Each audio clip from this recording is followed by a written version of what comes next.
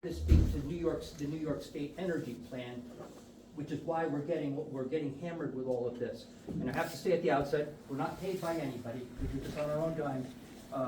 Keith and I support renewable energy. We both have geothermal heat systems. I drive an electric vehicle, and we think we have to address global warming. And that's the context for our speech. So in 2019, under former Governor Cuomo, the Climate Leadership and Community Protection Act was passed. It has certain goals. This is what the picture of the state in 2019, 39% fossil fuels, nuclear and hydro making up the rest.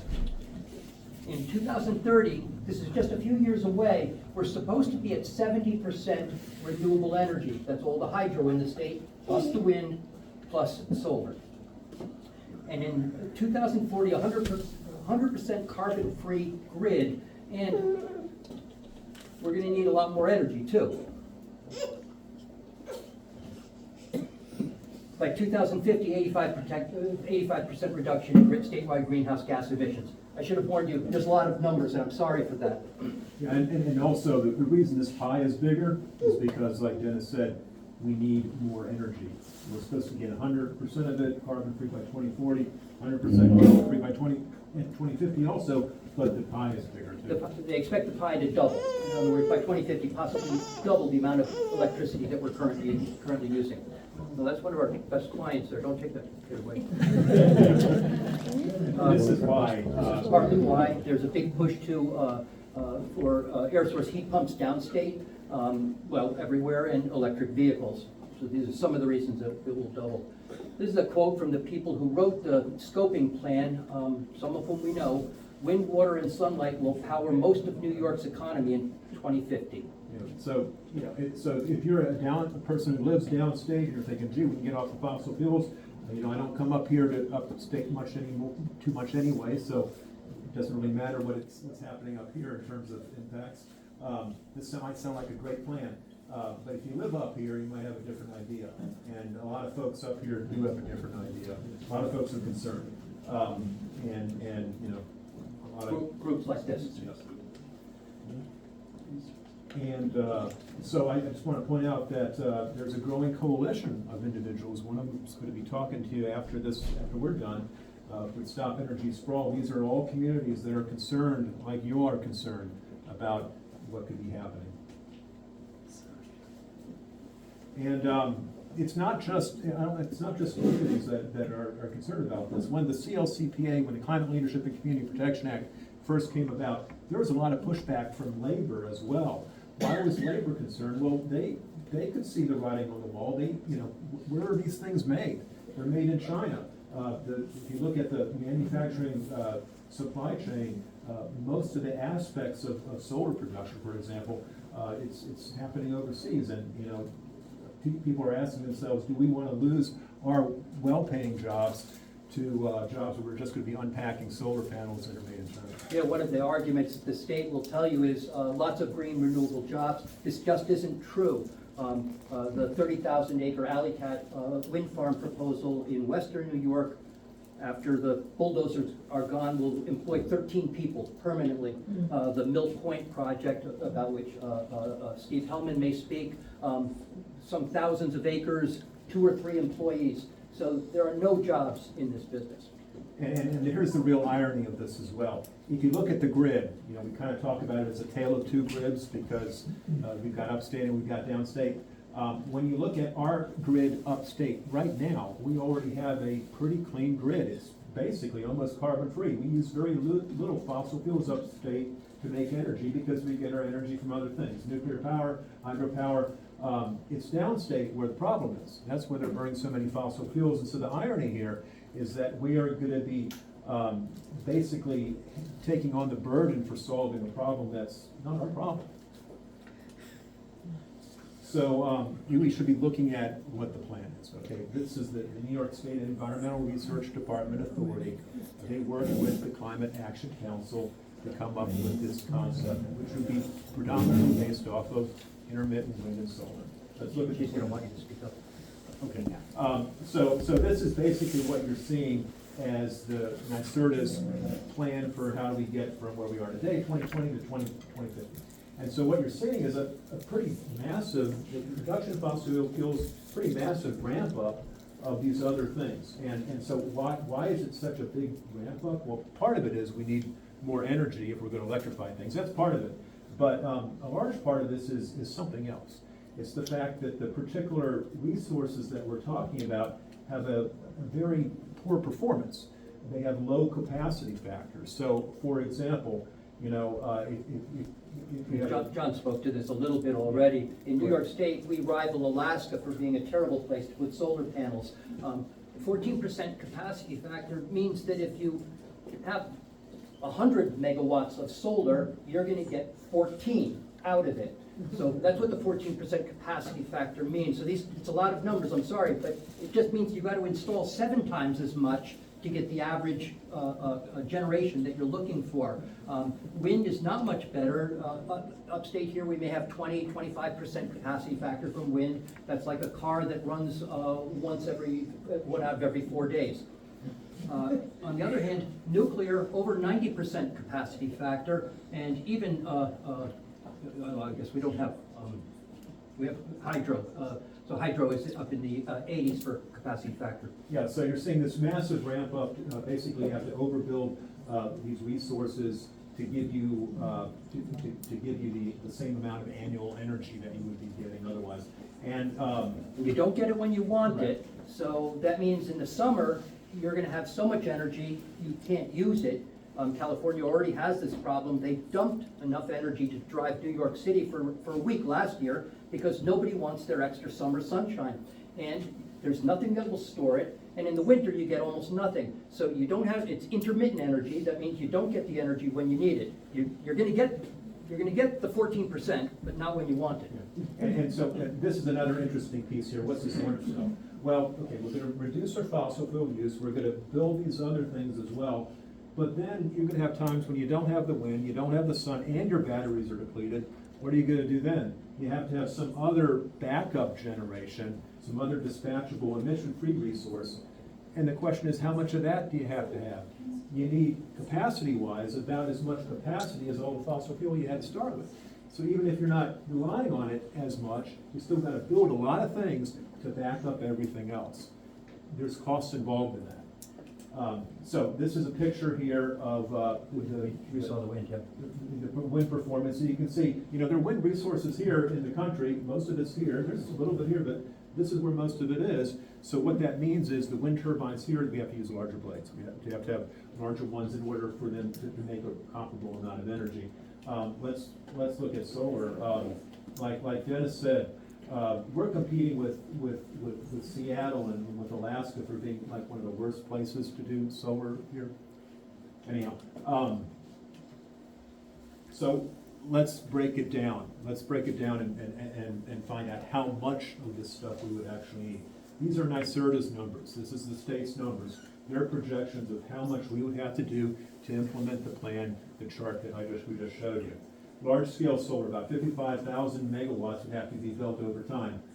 When you do the math on that, we're talking about, you know, 387,000 acres thereabouts, upwards to 400 to 600 square miles of land would have to be converted from whatever it is today, you know, farmland, forests, would have to be converted to glass, copper, and steel.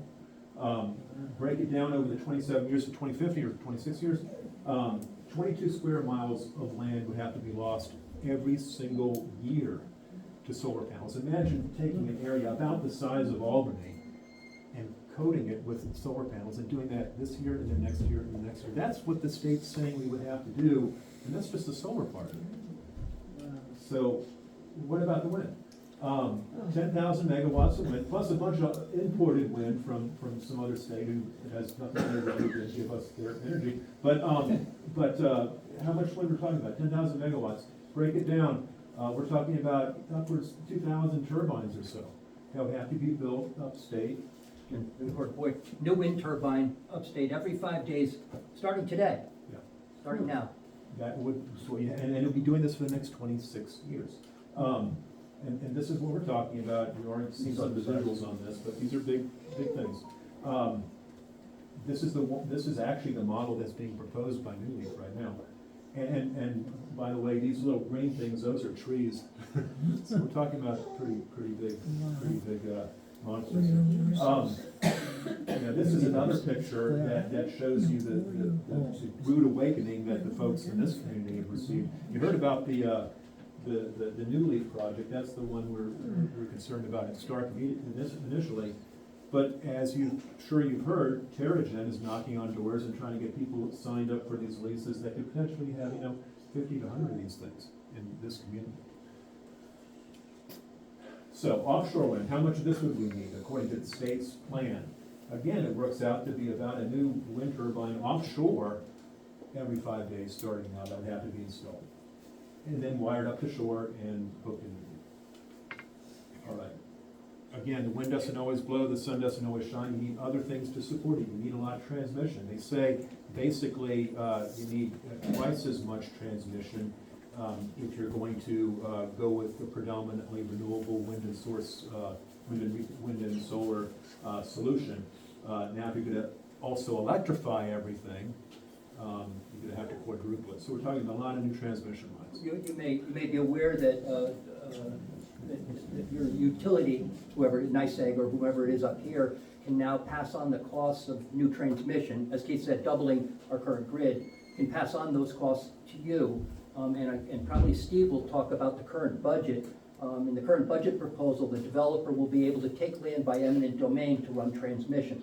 So that's in the budget right now, and it's in all three versions of the budget: Assembly, Senate, and the governor's budget. It's called RAPID. It means eminent domain to run transmission lines. So when you think it's just one guy who wants to lease his farmland for a turbine, it's not one guy, it's everybody. It's everybody till you get to a substation or a three-phase line. And then you need a lot of storage. How much storage do you need? According to NYSERDA's own numbers, you need this much. Basically, you're looking at here the largest the largest battery plant in the world, Moss Landing, California. We need about 100 of these things built to support the state's concept of how to get rid of there. And then the other thing that I mentioned before, that other backup source of electricity. This is a graph that shows from the New York Independent System Operator that kind of models what kind of dynamics we might be experiencing if we use lots of wind and lots of solar. And you can see, you get these large peaks where you have large peaks of small bits of time for solar and with wind. You have some batteries in here too, that's the red, but the batteries, they get depleted pretty quickly. So you're left with potential periods of time where you got nothing. And so you got to back up the system with something else that will generate electricity, and this is the magnitude of how much of it you need. Basically, your whole, it's a large chunk of your entire capacity that you have to provide for. So this is a major cost adder. What's the state's concept for doing this? Well, hydrogen is something you've probably heard of, and I don't think we're totally against hydrogen. I think there actually is a place for hydrogen in this equation. But what the state's proposing to do is to handle that entire backup system using hydrogen. So that means basically you're using renewables to break down water. To break down water, you get hydrogen from that, you store the hydrogen in some large storage facilities, salt caverns, for example. When you need electricity, you take it back out and you run it through fuel cells or hydrogen combustion turbines, and you get electricity back. Well, this is a pretty inefficient system. It's a 50% round trip losses in this. So however much electricity you put into this, you're only going to get about half of it back. And then also, I got to tell you that NYSERDA is even admitting that we can't even take this on in New York. We're going to have to assume that some other state, other place is going to give us half of the hydrogen we need. So that's the state's idea for the backup generation. How much backup? Again, equivalent to the entire capacity of all of our fossil fuel plants. So that's a lot of stuff you have to build, even if you're not necessarily using it all the time. You've got to build a lot of things just for that backup. So I was involved in fighting pipeline projects along with Dennis. There's a Constitution pipeline. A lot of us were very concerned about that. And so you think, well, okay, at least with renewables, we won't have these gosh awful darn pipelines. Well, think again. If we're gonna go with hydrogen for the backup system, you need about 400 miles of new hydrogen-grade pipeline. Why is it new pipeline? Because it's extra thick. You know, hydrogen is the smallest atom in the universe. It escapes really easily. You have to have these rigid pipeline systems to make it work. So again, a lot of cost adders, a lot of feasibility questions to put all this together. And speaking of feasibility, there's a cartoonist by the name of Rube Goldberg, and he liked to draw these pictures of, kind of making fun of us engineers, how you might have a very simple task, but you come up with a contraption that makes it as complicated as you possibly can. Does it seem like that's what we're doing with our energy system? I think so, from what we were just showing you. And so this kind of is showing the problem that we're dealing with. John mentioned this briefly. He said, right now, adding a few wind turbines isn't bad. We're here in this picture. It doesn't look that bad. Diurnal mismatch means day-night, right? So the solar panels generate 0 at night, and so suddenly you have to start handling this. There are no season-to-season battery storage, so that's this problem here. So we're here and it all looks cheap, but the costs are exponential as you add backup, new transmission, the costs, well, it's all listed here, transmission, storage, backup generation, you need all of that. So it's not just the cost of the solar panel, it's all the wire that you have to add, the battery that you have to add, and you still have to keep the gas plant running for backup. And so there's a metric that the solar and wind industry like to talk about. It's called the levelized cost of electricity, LCOE, and they say, oh, well, look how cheap wind and solar is. And they're right, if you're looking just at the marginal cost. For wind, the electricity is actually being produced. But if you're having to build a system that's reliable, you have to have all the transmission, all the storage, all the other things to make a reliable system work, and that's not factored into this cost. So when people tell you wind and solar is cheap, okay, system level wise, it's not going to be cheap for electricity overall, folks. And something else to point out here, and we don't have time to get into all this, we give a longer presentation on this stuff, but bottom line is, what we were showing you, NYSERDA's projections were kind of a rosy picture. When the New York Independent System Operator, they're the ones who's actually in charge of keeping the lights on, when they did their analysis, they found that you need actually more of the stuff that NYSERDA said you need by the year 2050. You'd have to have more stuff in 2040 than they're saying than NYSERDA thinks we need in 2050. So there's some real feasibility questions, some real math questions here about this, the analysis that NYSERDA did. Let me speak just briefly to them. So solar panels and wind turbines last 20 to 30 years. That means anything they build now is going to be replaced before 2050. So when they tell you it's cheap, they're not adding the replacement cost. That is, replace it. Zero curtailment. That means they're assuming that our neighbor states are going to buy all the extra solar we have in the summer, and they're going to send us all their extra energy in the winter because we'll need it.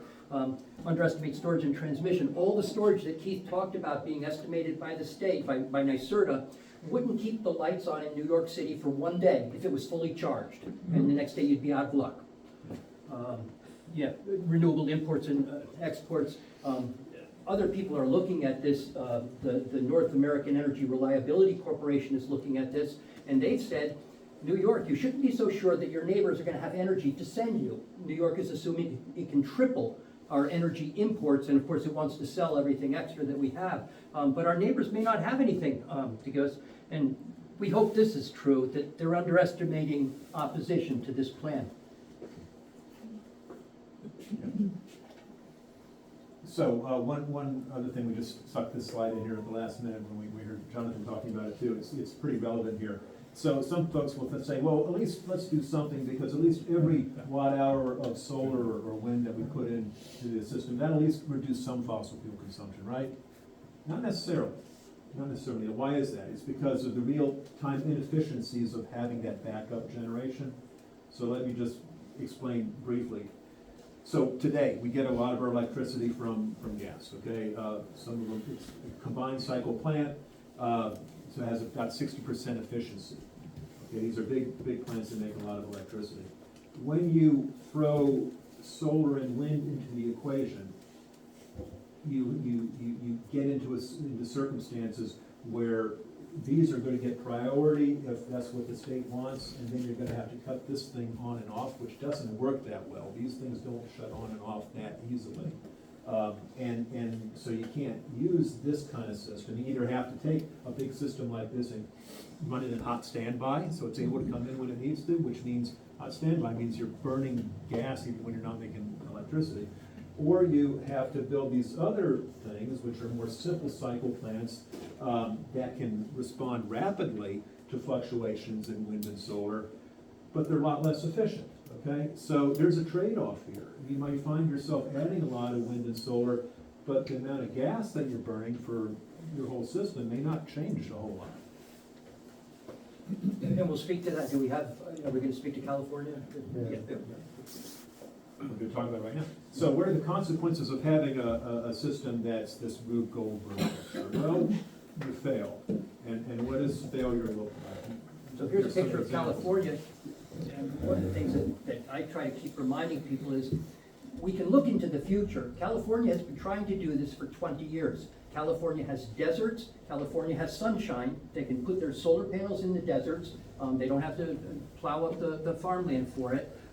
But you can see that over 20 years, California has failed significantly to reduce fossil fuel use. In fact, they've had to build those peaker plants to provide support.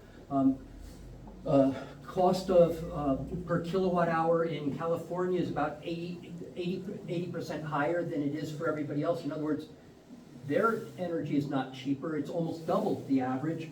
When neighbor states, like who are burning coal, don't send energy to California, Los Angeles goes black. So is this our plan? We're hoping that neighbor states will send us energy when we don't have it. We're hoping that the energy is gonna be cheaper, but it's not. So, Yeah. 80% more. yeah. So another example, let's look at Germany. Germany was very proud of themselves for having this program called Energiewende. Basically means like the energy transition, or energy way. And basically it was a plan that was to get us moving on to renewables, wind and solar predominantly, and that would be the solution. Well, what you're looking at here, let me just back up in a second. What you're looking at here is the relative carbon content of the grids within different countries in Europe. This is how polluting or non-polluting their grid systems are. And so the greener the country, the less carbon intensive its grid is, the darker the brown, the black, that's pretty intense carbon intensity. Where's Germany? Well, that's Germany right there. So after these decades of work toward wind and solar, they still have a pretty dirty grid. That's the bottom line. Now, I want to point out, this is kind of a tale of two countries here. Let's look at France next door. France next door has a green grid. Well, did they do that because they put a lot of even more wind and solar? No, they didn't. It's what they had is nuclear power, and that's a reliable carbon-free source of energy.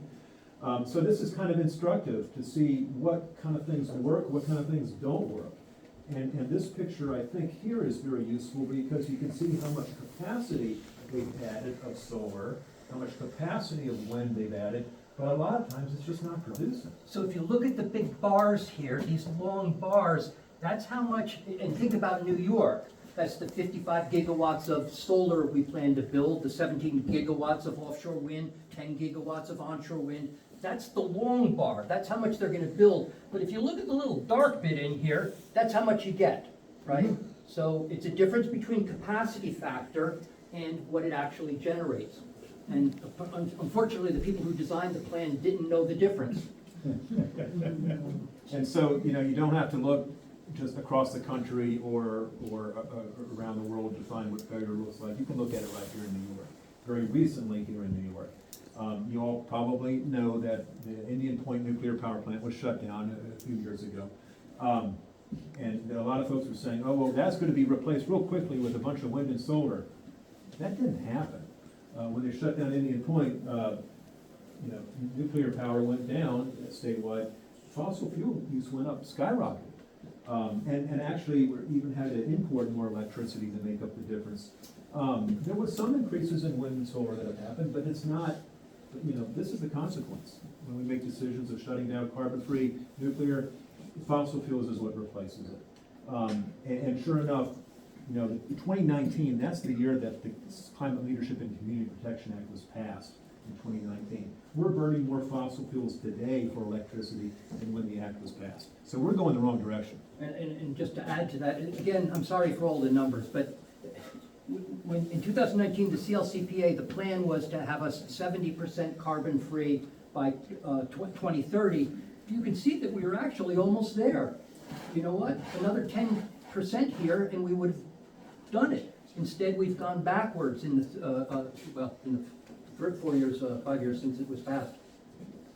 And there's some real consequences to that. It means that by burning more fossil fuels, there's 10 to 15 million tons more avoidable greenhouse gas emissions that are being pumped into the air because of the additional fossil fuels that we're burning. So this is what happens when you make bad decisions, make unwise decisions. These are the consequences. So let's just, for kicks, how much solar do you think it would take to replace Indian Point? Okay, Indian Point made 2,100 megawatts of reliable 93% capacity factor electricity. So Indian Point occupied about 240 acres, okay? How much solar would it take to replace the amount of energy from Indian Point over the course of the year? 60,000 acres? That's a giant amount of land that would have to be lost just to replace this reliable Right, energy and generation. the first 60,000 acres that are bulldozed for solar panels will just be replacing that. They won't be getting us any farther. And to be honest, this is even an optimistic number, and the reason for that is when you're doing solar, you're not getting electricity when you need it. You're getting huge spikes in the summertime. You're getting spikes when the sun's out, nothing at night. To actually firm up your electricity system so that you have reliable electricity like Indian Point provided, you need even more of this stuff, plus batteries and so forth. Backup, And backup generation. new transmission.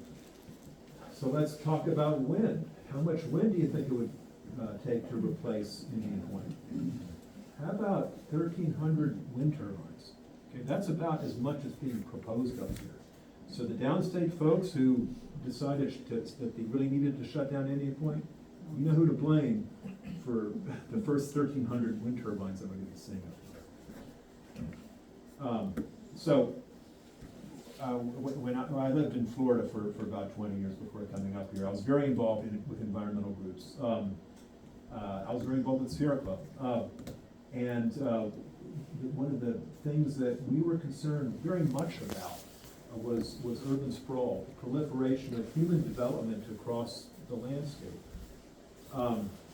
When I moved up here to New York and met Dennis, we were fighting a different kind of sprawl, an energy type of sprawl, because we were worried about these gas wells being drilled all over the place. So we got involved and we were fighting that. But if those things are sprawl, isn't this sprawl too? So from an environmental standpoint, I'm an environmentalist, I'm very concerned about this. So, is there a better way? Is there a way that works? We would say yes, there is a better way. And we're hoping the state will pursue a better way. What would that be? Well, you don't have to necessarily reinvent the wheel or come up with something that turn it into a square stone that won't roll. You can look at how the system works today, and that gives you an indication of what kind of system you want to design. Today, most of our electricity, a large part of our electricity, is what we call baseload electricity. It's there, it's an amount of energy, our demand fluctuates, goes up and down, but there's a certain amount of electricity that just is always there. Okay, constant demand, that's always there. So, if you have a source of electricity that can give you reliable carbon-free energy all the time, or almost all the time, well, that would be the most system-level efficiency you can have, the optimal use of your generation capacity.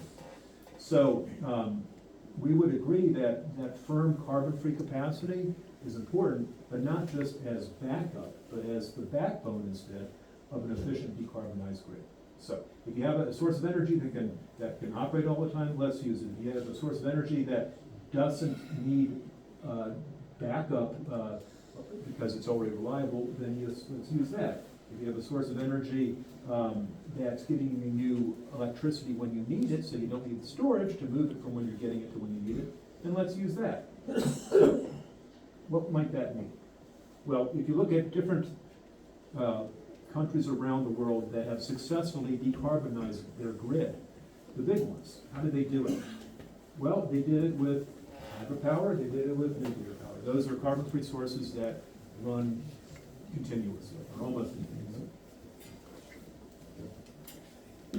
So here in New York, we've got a lot of hydropower, which is, we're fortunate in that respect. It makes the job easier, actually. And these are reliable sources. We're going to hang on to them. We need to hang on to them. I'll say that I think there's also some opportunities to expand hydro a little bit, not a whole lot. You know, we've kind of maxed out that resource, but there's some opportunity to do that with hydro. So what else does that mean? Okay, let's talk about nuclear.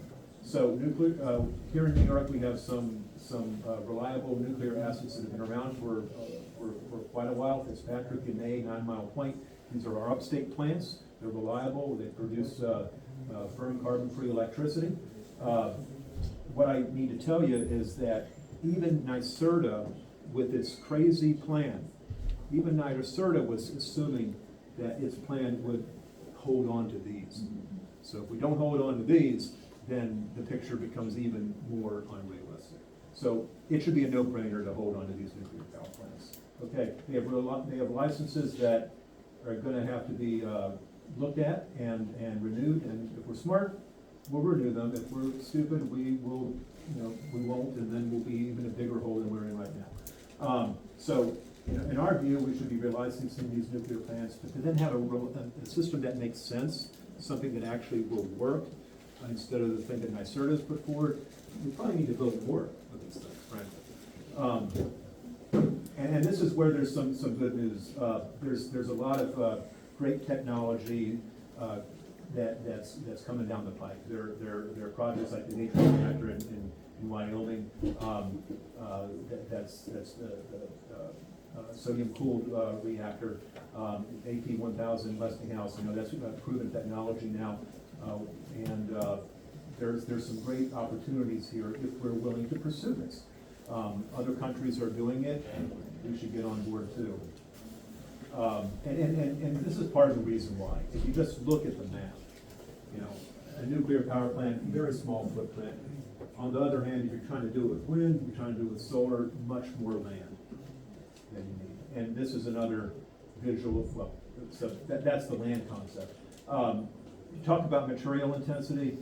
This is a lineup of all the different forms of energy that we could be using and how much material they use.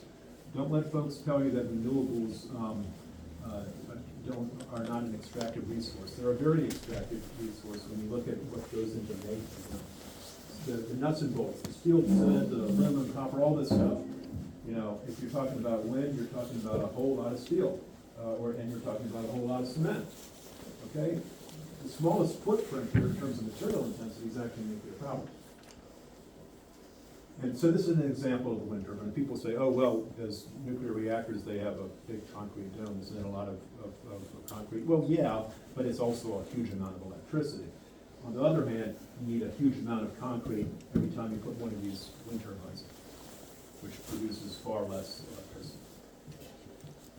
So if you have a source of energy that has a small physical footprint, a small material requirement, then you can do this. You can protect farmland and nature. So, so just for kicks, you can kind of do a back of the envelope calculation. What if we build some renewables? Again, we're not against renewables. We think renewables are part of the equation. But, so let's say we build some renewables and do go along this path. But in like the 2030 time frame, that's when some of the small modular reactors are going to be coming around. What if we started building them? Well, then you see that by adding a little bit of nuclear, you can dramatically reduce the amount of wind and solar that you need. So you're saving land, you're saving wildlife, you're saving habitat. That's what I care about. And you have a picture that's a more reasonable picture to pursue, something that's going to be more respectful I think, of the communities that would be having to host these different facilities. And so, we did a lot of criticism just now of NYSERDA, but one thing I will say is that in their production of their scoping plan, they got a lot of feedback. They got feedback from folks like us, they got a lot of feedback from people in labor unions. People in labor was saying, you know, why aren't you looking at nuclear? I mean, that's where the good jobs are, instead of unpacking solar panels from China. And so NYSERDA did a little bit of extra work, they did a little bit of calculations, and they came up with an analysis that said, okay, what if we did add a little bit of nuclear, say 4 gigawatts? Well, if you did that, you could avoid 12 gigawatts of the intermittent stuff, the wind and solar, okay? Because you get so much more electricity. Notice that if they added the 4 gigawatts of nuclear, they wouldn't need any of the onshore wind. This would be all of the onshore wind that would not be needed, and a lot of solar too. And that's not very much. It's just like two Indian Points, 500 acres.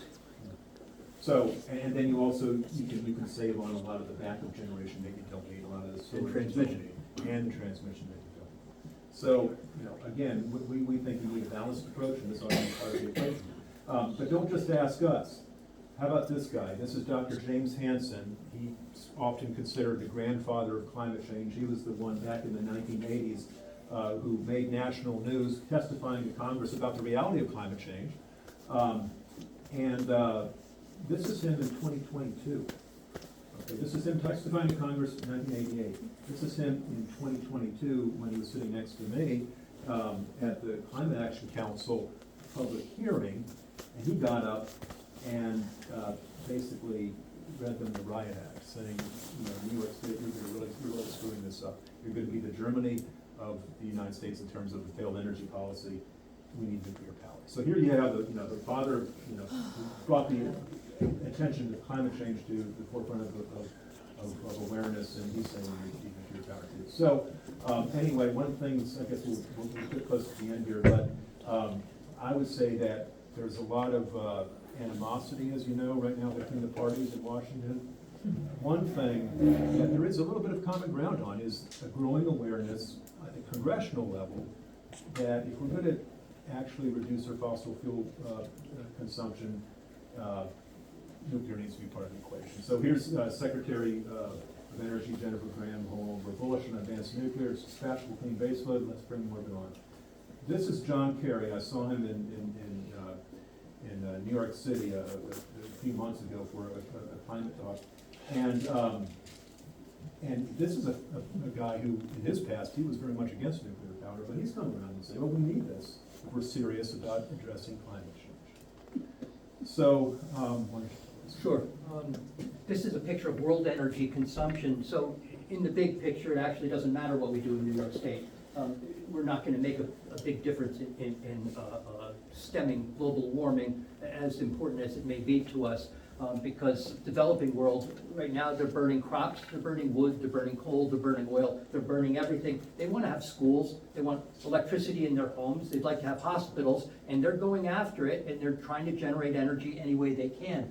So to solve this, one of the things James Hansen says is we need to be able to export an energy solution to the developing world, and that's where nuclear comes in.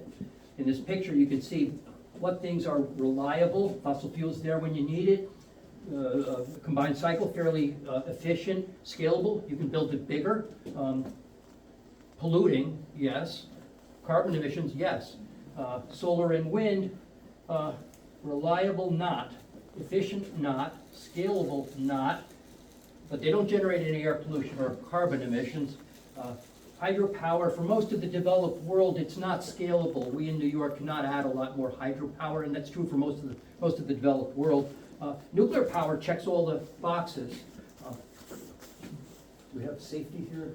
so that's basically the bottom line here. We feel that we do need to have a diversity of energy solutions. A certain amount of solar power is part of it, a certain amount of wind is part of it. We obviously need to hold onto our hydro resources too. But if we're really going to solve the climate issue, then there's got to be part of the equation as well. Our view is that if we can do that, we have a chance of giving our kids a future. Thank you.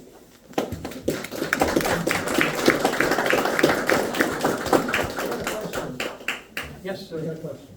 Why did they close Indian Point? Politics?